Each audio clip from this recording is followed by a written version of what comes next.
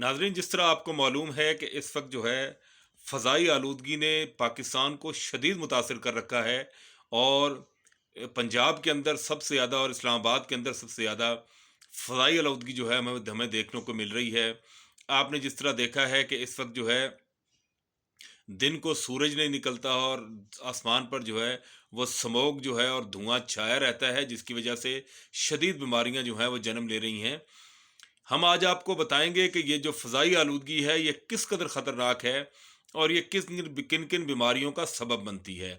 तो इन बीमारियों के हवाले से हम गुफ्तगू करेंगे और आपको आगाह करेंगे एक नई साइंसी तहकीक के मुताबिक, जिसके अंदर बताया गया है कि फ़ज़ाई आलूदगी जो है वो सर और गले के कैंसर का सबब भी बनती है।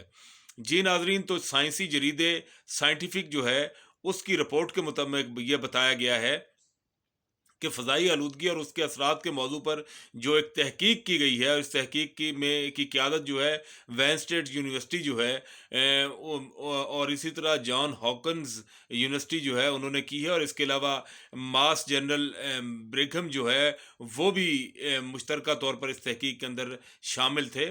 और इसको हेड करने वाले प्रोफेसर जॉन क्रेमर जो हैं, उन्होंने अपनी तहकीक के अंदर वाज़ेह तौर पर यह लिखा है कि फ़ज़ाई आलूदगी पर बहुत सी तहकीकात हो चुकी हैं और जो आलूदगी है ये सर और गर्दन में कैंसर का सबब बनती है। उन्होंने वाज़ेह तौर पर यह कहा है कि सर और गर्दन में कैंसर का जो है बनना जो है उसके ज़र्रात जो हैं वो हमने जो है इसके अंदर पाए हैं। और सर और गर्दन का अगरचे मुश्किल है, कैंसर के हवाले से बहुत सी तहकीकात हुई हैं। ज़्यादातर जो है धुआं जो है और फ़ज़ाई आलूदगी जो है वो फेफड़ों के कैंसर का सबब बनती है।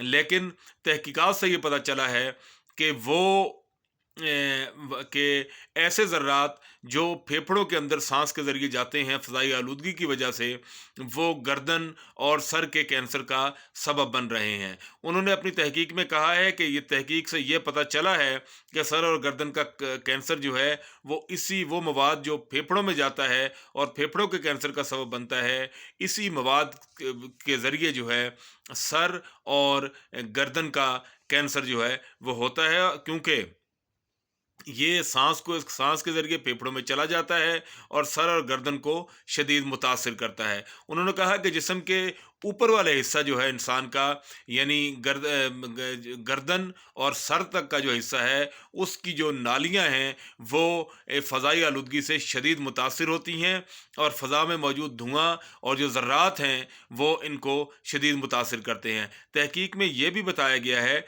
कि जिस्म के तहकीक में 2002 से लेकर 2012 साल तक के 10 साल के फ़ज़ाई आलूदगी और से होने वाले कैंसर के जो एदाद शुमार हैं उन पर तहकीक की गई है। और उस डाटा को जो है इस्तेमाल किया गया है और उसमें कहा गया है कि जहरीला मादा 2.5 माइक्रोन के नाम से जो जहरीला मादा है वो गले और सर में कैंसर का सबब बन रहा है। पाकिस्तान में जिस तरह आप देखते हैं इस वक्त फ़ज़ाई आलूदगी मौजूद है और इस तहकीक में जिस तरह ये कहा गया है कि गला और नाक जो हैं वो इंसान के जिस्म के अंदर फ़िल्टर का काम करते हैं। और जब इंसान सांस लेता है और हवा जो अंदर जाती है, गला और सांस के अंदर जो अल्लाह ताला की तरफ से, कुदरत की तरफ से निज़ाम लगाया गया है, वो इस हवा को फ़िल्टर करके इंसान के जिस्म के अंदर भेजते हैं।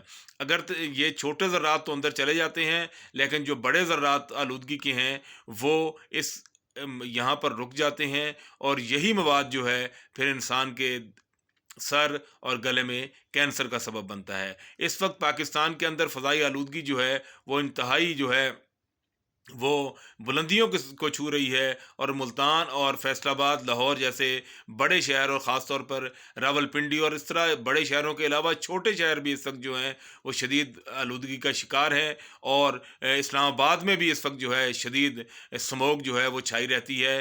तो इसलिए नाजरीन, गले और कैंसर से बचने के लिए आप मास्क पहनकर बाहर निकलें और आलूदगी से बचने के लिए जो हैं आप अपनी जान बचाने के लिए जो हैं दीगर इक़दामात जो हैं हिफाज़ती इक़दामात उनको ज़रूर अपनाएं। हम हाज़िर होंगे इंशाअल्लाह जल्द एक नई वीडियो के साथ, जिसमें आपको एक नई तहकीक से हम आगाह करेंगे।